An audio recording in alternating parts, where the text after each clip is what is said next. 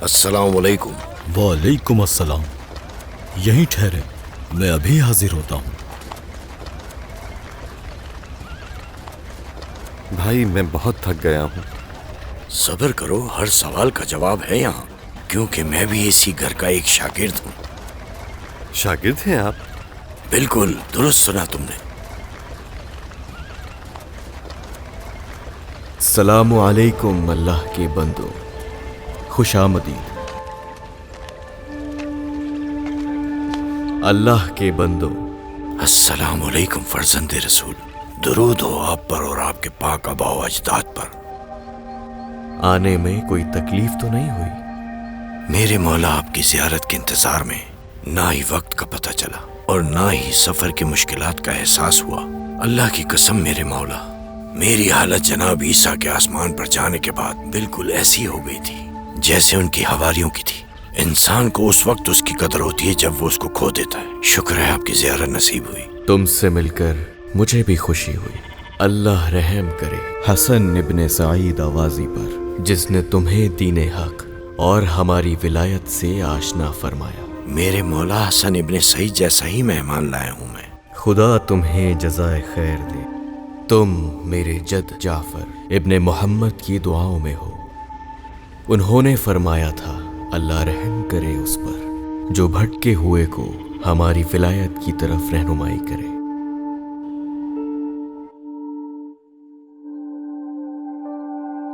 السلام علیکم آقا۔ درود و سلام ہو تم پر اے حر تائی۔ اللہ تمہاری ماں پر رحم کرے جس نے تمہیں حر نام دیا، تاکہ کربلا کے حر اور شہید تائی کی طرح امام وقت کی نصرت کرو، اور اپنے آخری وقت میں تم سے آخری سانس تک اس پر باقی رہنے کا عہد لیا۔ قربان جاؤں، کون ہیں آپ؟ میں فرزند رسول محمد بن علی ہوں، انبیاء و اوصیاء کے علم کا وارث اور رسول خدا صلی اللہ علیہ وآلہ وسلم کا جانشین ہوں۔ صلوات و سلام ہو ان پر۔ فرزند رسول، آپ نے ماں سے کیا ہوا وعدہ یاد دلا دیا۔ مجھے ایسا لگتا تھا کہ تلوار کے بغیر وعدہ پورا نہیں ہو سکتا، میں نے بیجا تلوار چلائی۔ اے حر، تمہیں اپنے باپ کی دعاؤں سے نجات ملی۔ اب وقت آ چکا ہے کہ تلوار کو کنارے رکھو اور اپنے وعدے کو پورا کرو۔ پہلے امام وقت کو پہچانو، ان کے حکم پر عمل کرو۔ تو مجھے اجازت دیں، کچھ دن میں آپ کی خدمت میں رہوں۔ جب تک مدینے میں ہو ہمارے مہمان ہو۔ یہ فخر کا مقام ہے۔ تم بہت دور سے آئے ہو، جاؤ آرام کرو، ہمارے مہمانوں کی مہمان نوازی کی جائے۔ تشریف لائیے۔ مولا اجازت دیں۔ انہوں نے ایسا راز بتایا جو میرے اور میری ماں کے علاوہ کوئی نہیں جانتا۔ یہ کیسے ممکن ہے؟ ظاہر ہے تمہیں تعجب کا حق ہے، کیونکہ یہ خاندان کرامات کا گھرانہ ہے۔ اس خاندان پر ایک خاص رحمت ہے۔ یہ لوگ تائید خدا سے ہر قسم کے گناہ اور برائی سے محفوظ ہیں میرے بھائی۔ اسرار الہی کا خزانہ زمین پر اس کے امین ہے۔ یہی ہیں علم پیغمبر کے وارث۔ کہ یہ ایک ایسے امام ہیں جن سے کبھی کوئی خطا سرزد نہیں ہوتی۔ یہ امت کو اللہ کی طرف راستہ دکھاتے ہیں، کیونکہ یہی ان کی ذمہ داری ہے۔ ان پر اللہ کا خاص کرم ہے۔ موفق، مجھے صاف صاف بتاؤ، کیا ان کے پاس علم غیب ہے؟ تمہارا جواب خود امام کی زبانی دیتا ہوں۔ ایک دن شیعوں نے بھی امام سے یہی سوال کیا تھا، تو انہوں نے فرمایا، صرف خدا ہی ہے جس کے پاس علم غیب ہے۔ امام جب بھی کچھ غیب سے جاننے کا ارادہ کرتا ہے تو خداوند اس کو باخبر کر دیتا ہے۔ میرے والد نے میرے جد سے روایت کی ہے کہ اللہ جب ہمیں علم غیب دیتا ہے تو ہم جان لیتے ہیں، اور جب نہیں دیتا تو نہیں جانتے۔ وہ ہر شب جمعہ ہمارے علم میں اضافہ کرتا ہے، اور ہم کو سلیمان نبی کی طرح پرندوں کی بولی عطا کی گئی ہے، اور ہم ہر علم سے باخبر ہیں۔ تو اگر نبی کی طرح ہیں تو کیا ان کے پاس معجزہ بھی ہے؟ کرامات کہنا بہتر ہے، کیونکہ معجزہ نبوت کو ثابت کرتا ہے جو انبیاء سے مخصوص ہوتا ہے، جیسے موسیٰ علیہ السلام اور ہمارے دوسرے انبیاء جنہوں نے کرامات سے اللہ کی طرف لوگوں کو راغب کیا۔ انبیاء نے کبھی نبوت کا دعویٰ نہیں کیا۔ ایسے امام اپنی امامت ثابت کرنے یا کسی مصلحت کی خاطر کبھی کبھی اذن خدا سے کرامات دکھاتے ہیں۔ السلام علیکم۔ فرزند رسول آپ پر بھی درود و سلام ہو۔ جب ہم ان کی زیارت کو گئے تھے تو لوگ ان پر فریفتہ ہو رہے تھے۔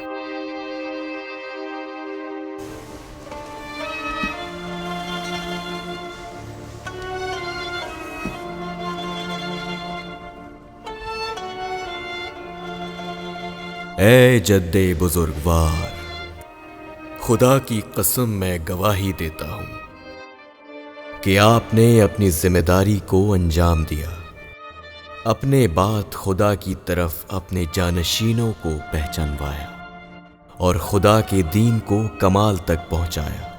اے رسول خدا، میں عہد کرتا ہوں کہ مجھ پر جو لوگوں کی ہدایت کی ذمہ داری ہے، ذرہ برابر اس میں کوتاہی نہیں کروں گا۔ بار الہ رسول صلی اللہ علیہ وآلہ وسلم کے صدقے میں ان تمام لوگوں کی مشکلات کو حل فرما۔ رسول اور آل رسول کی ہمراہی جس میں دنیا اور آخرت کی سعادت ہے، ان کو عطا فرما۔ میرے مولا، کوئی حدیث بیان کیجیے کہ جس میں ہمارے لیے رہنمائی ہو۔ اے لوگو، جان لو کہ ہم خدا سے دور نہیں ہیں، اور جان لو کہ ہمارے اور خدا کے درمیان کوئی قرابت داری بھی نہیں ہے۔ اگر ہم خدا کے حکم کی مخالفت کرتے ہیں تو اس کے سامنے کوئی حجت نہیں رکھتے۔ جان لو کہ اس کی اطاعت کیے بغیر اس سے قریب نہیں ہو سکتے۔ جس نے ہماری اطاعت کی اس نے خدا کی اطاعت کی، اور ہماری ولایت اس کے لیے فائدے مند ہوگی، اور جو نافرمانی کرے گا اسے ہماری ولایت کوئی فائدہ نہیں پہنچائے گی۔ اے لوگو، اسلام کی بنیاد 5 چیزوں پر ہے: نماز کی ادائیگی، زکوٰۃ ادا کرنا، ماہ رمضان کے روزے، خانہ خدا کا حج، اور ہم اہل بیت کی ولایت۔ ممکن ہے ان 4 کاموں میں جھوٹ مل جائے، لیکن ہماری ولایت میں ہرگز جھوٹ نہیں ہے۔ مگر فرزند رسول، یہ کیسے ممکن ہے؟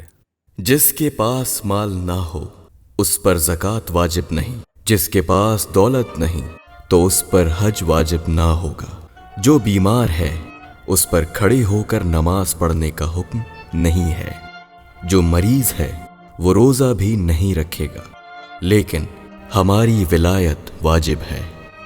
انسان کے پاس مال ہو یا نہ ہو، صحت مند ہو یا مریض ہو، ہر حال میں ہماری ولایت واجب ہے۔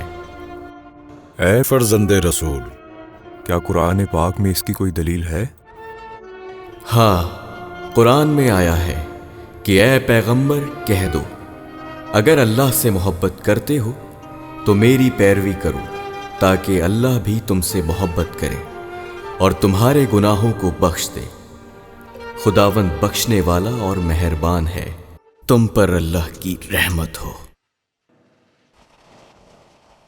اور تو اور ان کے پاس نبوت کے علاوہ پیغمبر کے تمام صفات اور کمالات موجود ہیں، لیکن توجہ رہے کہ ائمہ اور انبیاء صرف علم غیب اور کرامات تک محدود نہیں، بلکہ اگر دیکھا جائے تو حقیقت میں یہ ان کی نبوت اور امامت پر دلیل ہے۔ ہمیں اپنی زندگی اور عقیدے کو ان کی معرفت سے لبریز کرنا چاہیے، یعنی زندگی کے کسی مرحلے میں غیر معصوم کو ہرگز جگہ نہ دیں، اور یہ بالکل وہی راستہ ہے جو اصحاب نے اپنایا تھا۔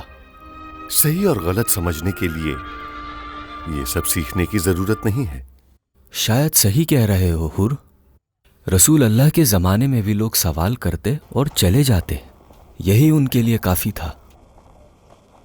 لیکن جو سلمان اور ابو ذر کی طرح ناصر رسول بننا چاہتے تھے، وہ کچھ مدت تک ان کے نزدیک رہتے تھے تاکہ وہ زندگی کے نشیب و فراز کو سمجھنے کے ساتھ ساتھ پیغمبروں کی طرح دوسروں کی مدد کریں، اور وہ لوگ اپنے آس پاس کے لوگوں کی مشکلات سے بھی باخبر رہے، کیوں کہیں دور جائے۔ یہی ابن مہزیار جو ابھی خوزستان میں اہواز کے لوگوں کی مدد کو آگے آئے، وہ ایک دن امام کی خدمت میں بھی آئے۔ اے میرے مولا، بولو ابن مہزیار۔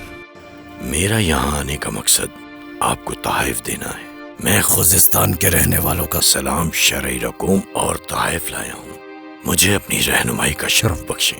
تحائف کے درمیان اس شخص کا مال بھی ہے کہ جس کا ابھی انتقال ہوا ہے۔ جی ہاں اے فرزند رسول، اس نے اپنی موت کے وقت اپنی ساری دولت ہمیں ہدیہ کر دی اور وارثوں کے لیے کچھ بھی نہیں چھوڑا۔ بالکل ایسا ہی ہے، درست فرمایا آپ نے۔ اللہ نے مومن کے مال میں اس کے وارثوں کے لیے ایک حصہ معین کیا ہے۔ صحیح فرما رہے ہیں آپ۔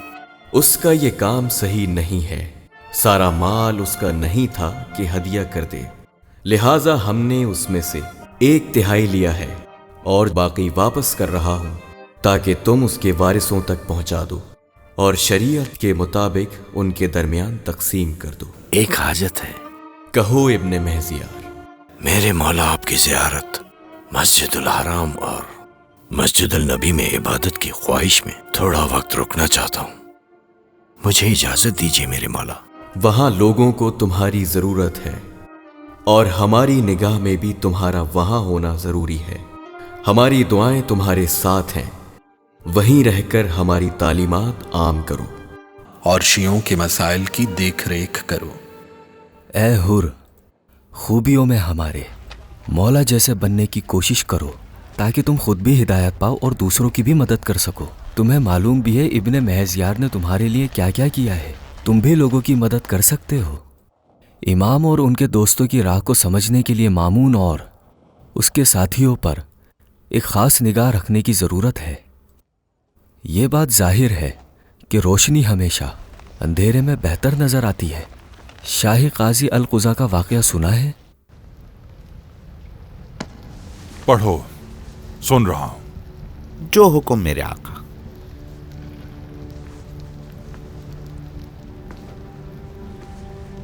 انسان 4 طرح کے ہوتے ہیں۔ منافق جس کے چہرے پر نقاب ہوتا ہے، اس کے پاس صرف دنیا ہوتی ہے۔ دوسرا گروہ جس کے پاس نہ دنیا ہوتی ہے نہ آخرت، یہ بہت احمق ہے۔ تیسرا گروہ وہ جس کے پاس دنیا اور آخرت دونوں ہیں، ان کو یہ نعمت مبارک ہو۔ اور چوتھا گروہ وہ جس کے پاس آخرت ہے۔ یہ وہ عقل مند لوگ ہیں جو اچھا معاملہ کرتے ہیں۔ اور بصرہ کا قاضی یحییٰ ابن اقسم ان لوگوں میں شامل ہے جو کافی ہے۔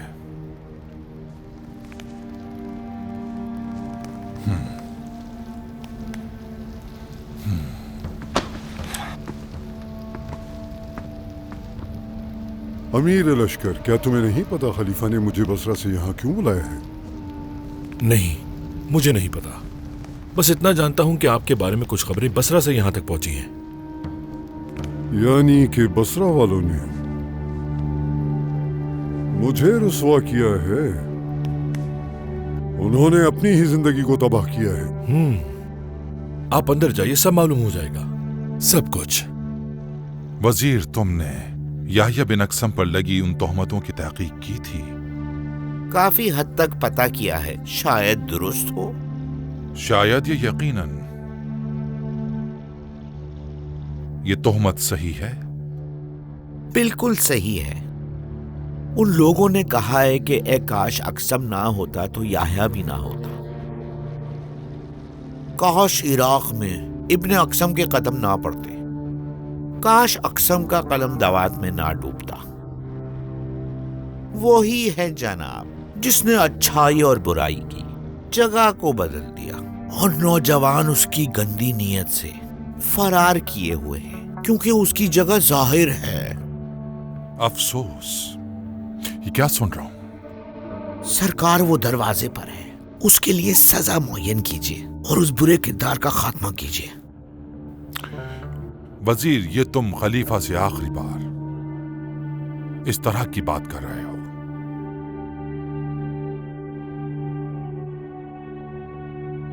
یحییٰ بن اقسم حاضر ہو۔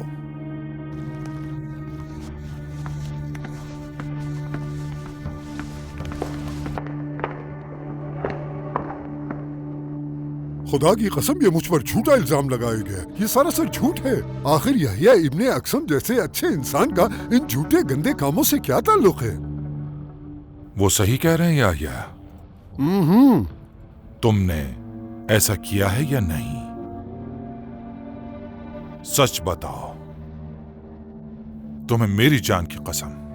मैंने आज तक कभी झूठ नहीं बोला, तो खलीफा की अब कसम कैसे खाऊं मेरे आका?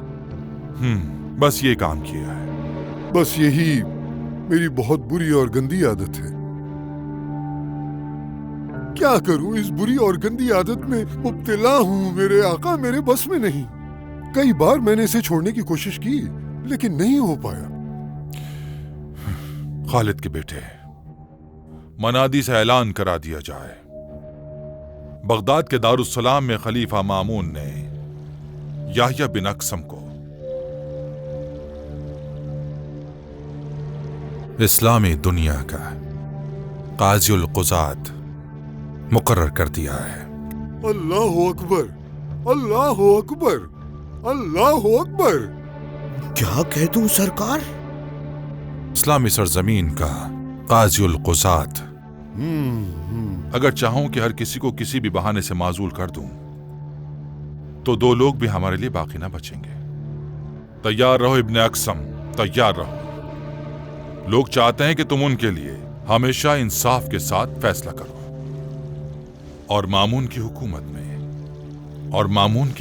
में अदलो इंसाफ तुमसे बेहतर कौन कर सकता है? कसम खुदा की मेरे आका, इस काम से आपने खिलाफत को जीनत बख्श दी है। अगर तुमने नाफरमानी की तो तुम्हारी गर्दन मरोड़ दूंगा। मौला, आपके हुक्म के मुताबिक आपके बताए हुए लोगों को मैंने कुरान और अहले बैत की तालीमात दी और गैर मुसलमानों में इस्तदलाल और नेक सीरत के साथ तबलीग दीन का पैगाम पहुंचाया। इब्ने महजियार, अल्लाह की रहमत हो तुम पर, और जान लो कि तबलीग दीन का बेहतरीन रास्ता अमल और किरदार दीन के मुताबिक होना चाहिए। बहुत दिनों से एक सवाल ने मेरे जहन को उलझा कर रखा है। मौला, क्या पूछने की इजाजत है? ऐ हुर्रे ताई, खुदा की रहमत हो तुम पर, जो कुछ भी दिल में है पूछ लो। मेरी जसारत को माफ कीजिएगा। आपके साथ इतने लोग और इतना माल है, तो अपने जद सैयदुश्शहदा की तरह कयाम क्यों नहीं करते? मेरे मौला, मुझे ये सब लिखने की इजाजत दीजिए, कहीं मैं भूल ना जाऊं। लिख लो ए अली। सुदैर सैरिफी ने इमाम सादिक से अर्ज किया, किस चीज ने आपको कयाम करने से रोक रखा है, जबकि आपके जंगजू दोस्त 2 लाख से ज्यादा हैं?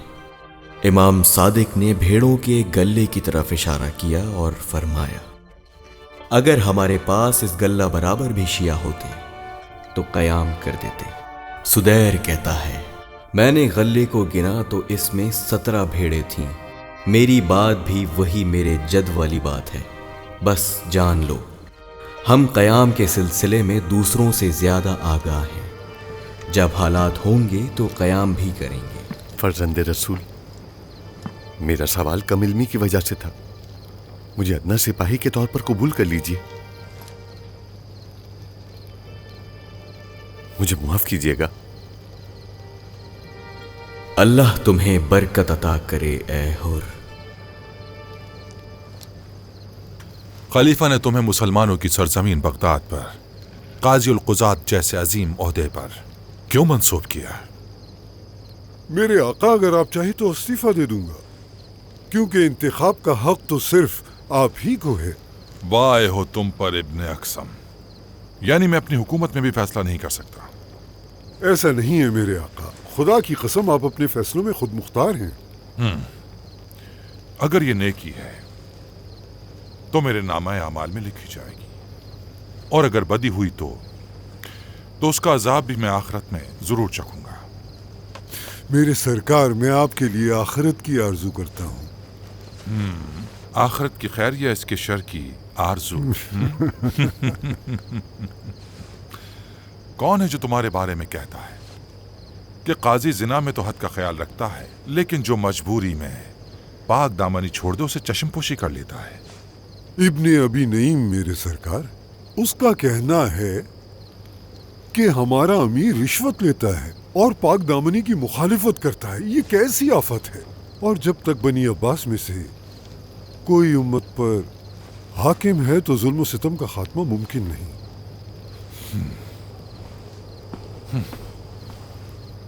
وائے ہو ابن ابی نعیم پر، وہ تباہ ہو جائے گا. میرے سرکار، اگر آپ اس شعر کا ذکر نہ کرتے تو میں اس کے آگے کا حصہ بیان ہی نہ کرتا، کچھ بھی نہ بولتا، ایک لفظ بھی منہ سے نہ نکالتا، میں گونگا بن جاتا. وزیر کو میرے حکم سے باخبر کر دو. میں باخبر کر دیتا ہوں، جو حکم آپ کا. جب تک میں خلیفہ ہوں ابن ابی نعیم سندھ کی طرف شہر بدر رہے گا.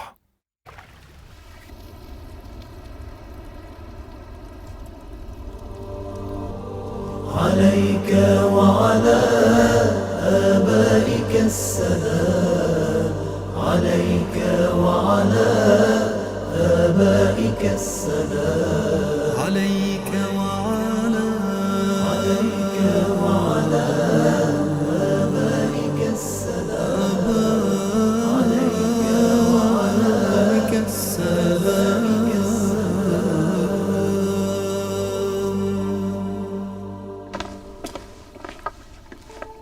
السلام علیکم میرے مولا. وعلیکم السلام. مجھ سے کوئی کام تھا؟ ہاں حر، مجھے تمہاری مدد کی ضرورت ہے. حکم دیجئے میرے مولا، میں حاضر ہوں. ذرا مدد کرو، یہ کھانے کا سامان اٹھاؤ، اگر زحمت نہ ہو. میرے لیے بہت بڑی سعادت ہوگی. میں چاہتا ہوں کہ تم میری مدد کرو اور اس کو مدینے لے چلیں تاکہ ان فقیروں اور سادات کے درمیان تقسیم کر دیں جنہوں نے خلفاء کے ساتھ جنگ میں اپنے سرپرستوں کو کھو دیا ہے. آپ کا حکم سر آنکھوں پر. خدا تمہیں جزائے خیر دے.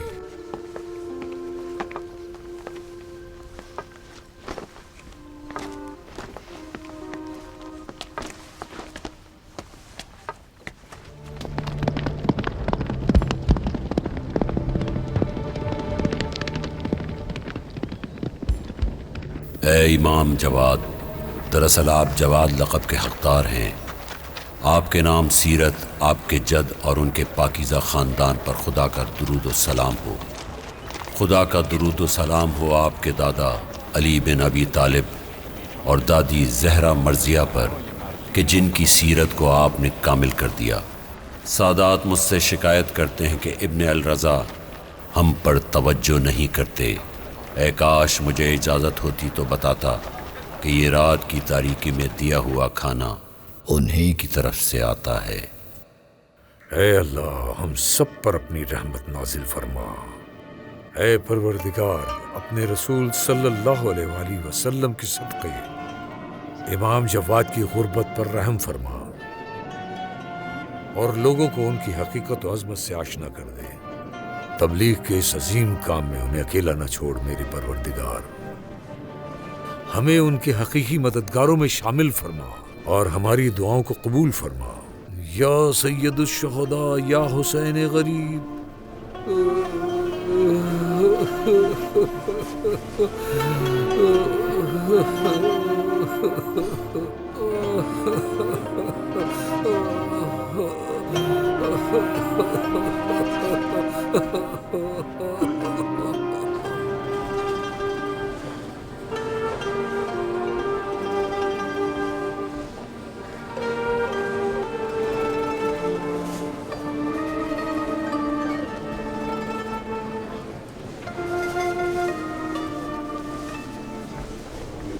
استاد، مجھے یہاں آپ کے پاس شہر قم سے یحییٰ ابن ابی عمران نے بھیجا ہے تاکہ میں آپ کا شاگرد بن سکوں.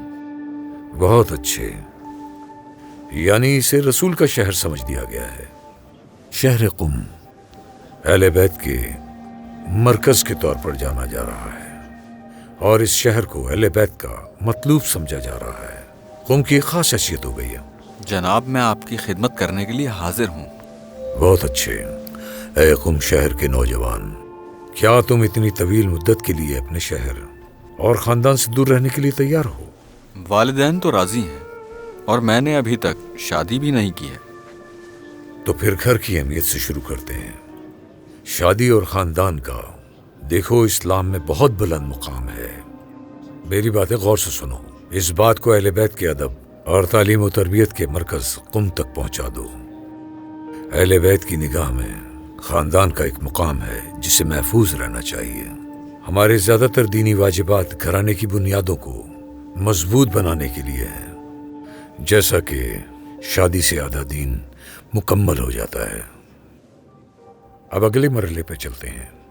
رسول خدا صلی اللہ علیہ وآلہ وسلم اور معصومین کے فرامین پر توجہ رہنی چاہیے اور اس سے کبھی غافل نہ ہوں. یعنی آپ کے کہنے کا مطلب یہ ہے کہ فوراً شادی کی جائے، لیکن یہ اتنا آسان نہیں ہے. آسان ہوگا بیٹے، کیوں نہیں ہوگا آسان. اس کے علاوہ شادی دین کو سمجھنے اور اہل بیت کی معرفت اور ان کے اخلاق و سیرت سمجھنے میں تمہاری مدد کرے گی، خصوصاً تم جب یہ سمجھ لو گے کہ فقہ و حدیث اور دین اخلاق کا ایک بڑا اور عظیم حصہ گھرانے کے مقام و عظمت کے سلسلے پر مشتمل ہے. اللہ علم سیکھنے میں برکت عطا کرتا ہے. جناب آپ ہمارے لیے دعا کیجیے اور ہم انشاءاللہ اس پر عمل کریں گے اور کوئی کوتاہی ہونے نہیں دیں گے انشاءاللہ. بہت سے قومی اور ایرانی اہل بیت کے شیدائی آپ سے ملنے کے مشتاق ہیں جناب. خدا کا شکر ہے اور مستقبل کی بھی اچھی امید ہے. گھرانے کو ایسے آباد کرو جیسے معصومین علیہ السلام تم سے توقع رکھتے ہیں. وہ جگہ شیعوں کے لیے مثالی ہو، وہاں کے لوگ اخلاق کے پابند اور آپس میں باہم تعلقات رکھنے والے ہوں. جس کا ایک نمونہ خاندان اور ازدواجی زندگی ہے، وہاں وفاداری اور معرفت ہو اور محبت ہو. پڑوسیوں اور لوگوں کے حقوق کی رعایت ہونی چاہیے. خانگی معاملات مستحکم ہو اور یہ سب اہل بیت کی تعلیم کے سائے میں ہو. اللہ کی رحمت ہو ان پر. اس کے لیے محنت کرنی ہوگی، اس کے لیے ہجرت کرنی ہوگی، تب کہیں شیعوں کا مضبوط قلعہ بن سکے گا. اور میدان جہاد میں ہی نہیں بلکہ فقہ و کلام کے میدان میں بھی معصومین کے نمائندے بنے. اس طرح بنے کہ معصومین کی تعبیروں کا مصداق قرار پائیں اور لوگوں کے لیے قابل تقلید بن جائیں. میرے والد امام صادق نے فرمایا، اگر کوئی شخص تنگ دست ہو تو لازم ہے کہ وہ کام کرے تاکہ اپنی اور اپنے خاندان والوں کی زندگی کا خرچ اٹھا سکے، اور حرام مال کمانے کی چاہت قطن نہ رکھے تو وہ شخص خدا کی راہ میں جہاد کرنے والے جیسا ہے. جو چاہتا ہے موت کا وقت اس کے لیے آسان ہو جائے تو اسے چاہیے کہ لوگوں کے ساتھ صلہ رحمی کرے. انشاءاللہ اللہ ہم پر رحمتوں اور برکتوں کی بارش فرما دے جناب. لبیک اللہم لبیک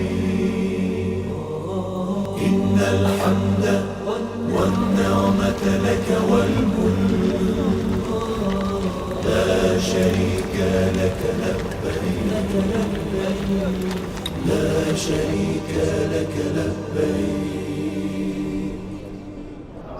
میرے بھائی ہور، یہاں کیا کر رہے ہو؟ قبیلہ تی جا رہا ہوں تاکہ امام جواد کے حکم کے مطابق اپنے گھر والوں کو یہاں لے کر آؤں. انشاءاللہ ان کا آنا باعث برکت ہو. صرف برکت کے ساتھ. اس کے علاوہ تمہیں اور کیا لگتا ہے وہ صحرا نشین لوگ آئیں گے؟ بالکل آئیں گے بھائی، اس سے بڑی سعادت اور کیا ہو سکتی ہے. دعا کیجیے گا کہ وہ قبول کر لیں.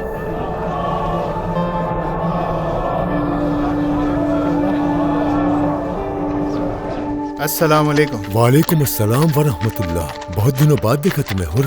خدا کا شکر ہے دیبل کہ میں اپنے مولا امام محمد تقی کے ذریعے ہدایت پا گیا. یہ تمہارے لیے دوسری زندگی ہے، بہت ہی فخر اور خوشی کی بات ہے یہ. کبھی لے جا رہا ہوں تاکہ انہیں بھی لے آؤں. تم بھی میرے ساتھ آؤ. ہاں چلو چلیں.